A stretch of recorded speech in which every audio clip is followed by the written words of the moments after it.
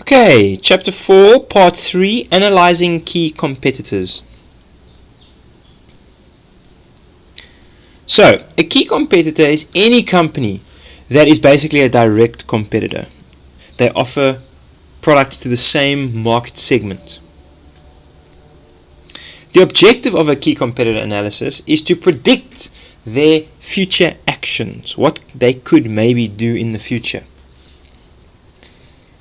Now, considering the growth of global competition, companies all around the world are now competing with one another because of globalization.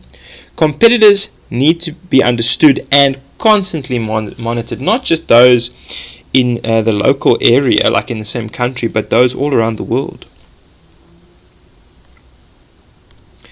Okay, so it's very important to fully understand key competitors within the following aspects. Number 1, size, growth, and profitability. Image and positioning, competitor objectives and commitment, current and past strategies, competitor culture, cost structure, and exit barriers. And we're going to look at each one now. Okay, firstly, size, growth, and profitability. The place to start is what is the business's overall strategy. For example, what do the following aspects of Coca-Cola's mission statement say about them? Total beverage solution.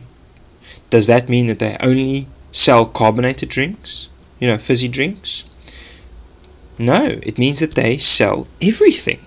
Carbonated drinks, vitamin water,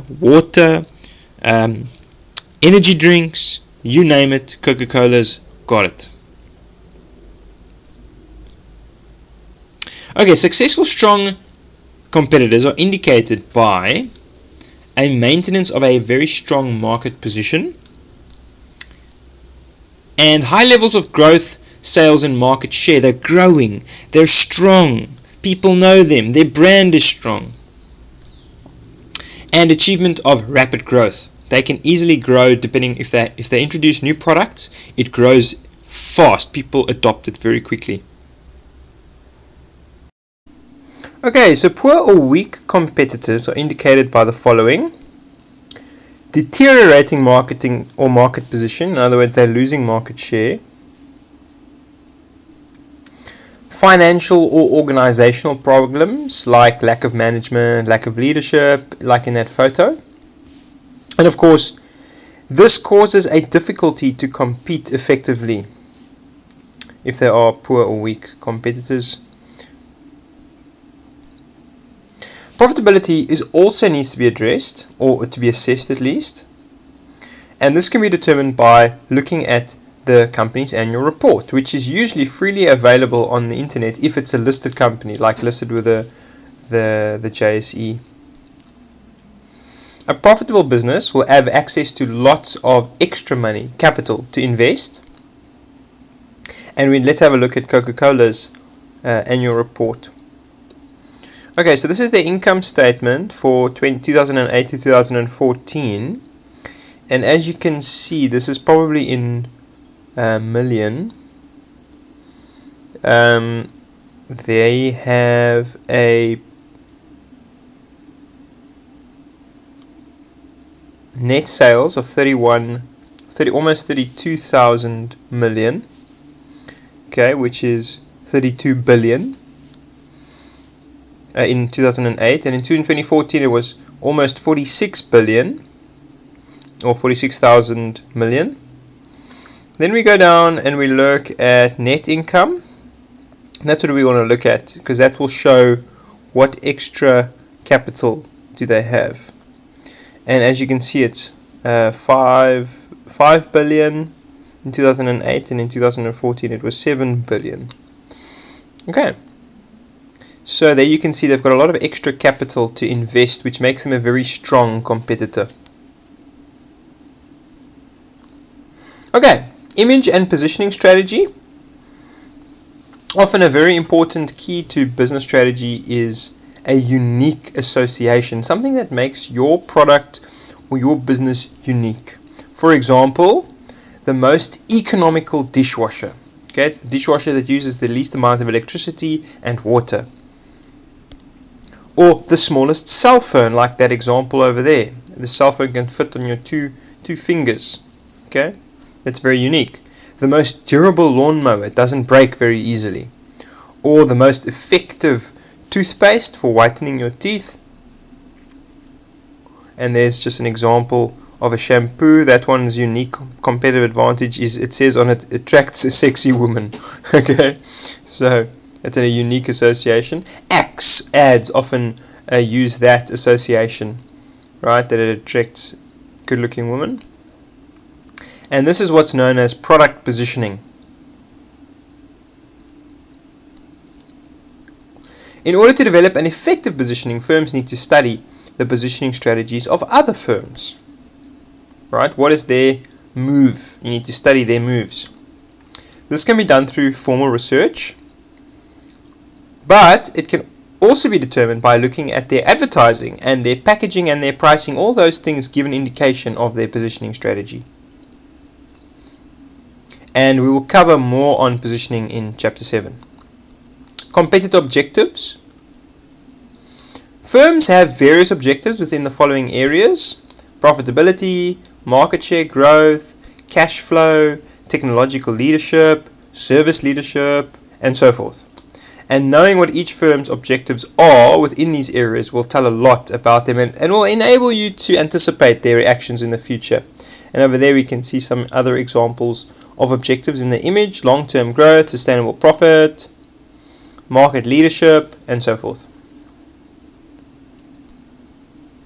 Example: if a firm has a low cost leadership objective, like ShopRite, they want to always be the lowest price, they will react very strongly to competitors when competitors lower their prices. So if Pick n Pay had to lower their prices, let's say on oil below 24 Rand or 25 Rand, 24.99, like in that image, then ShopRite will also lower their price because they are focusing on being the lowest, the low cost, the lowest price, right? They're leading that industry or that area, so they want to always be the lowest. And they will not generally respond strongly if another company like Pick n Pay increases their advertising budget and does more advertising, because that's not what they're focusing on. They're focusing on leading the low cost area of the market. It's very important to monitor which market segments competitors are targeting, and this can be done by monitoring their objectives. If it is noticed that a competitor wants to enter a new market segment, work can be done to follow them in. For example, like Apple, when Apple entered the tablet market, Samsung immediately followed afterwards. So you need to see what competitors are doing so that you can follow them and so forth. Current and past strategies. Okay, so Mercedes-Benz, can you believe it, once tried to enter the lower income car market with their Honda Ballade here in South Africa. I'm sure you've seen one of those before. But it did not work for them, so they stopped producing the car. They went back to what worked, making cars for the top end market, right? Like that one. Competitors can thus expect them to continue to serve this top end market in the future, because that's their strategy that works for them. Competitor culture.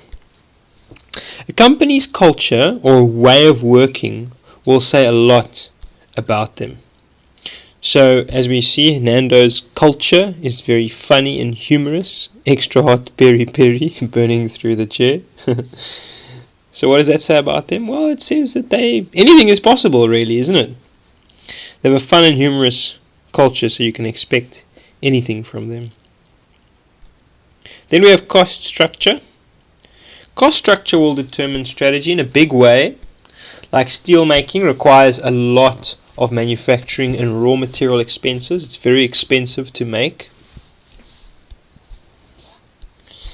Toy making, for example, requires an extensive distribution network and a lot of advertising. So a lot of their costs will go into that. And the way to make more profit in each industry is to reduce your largest costs.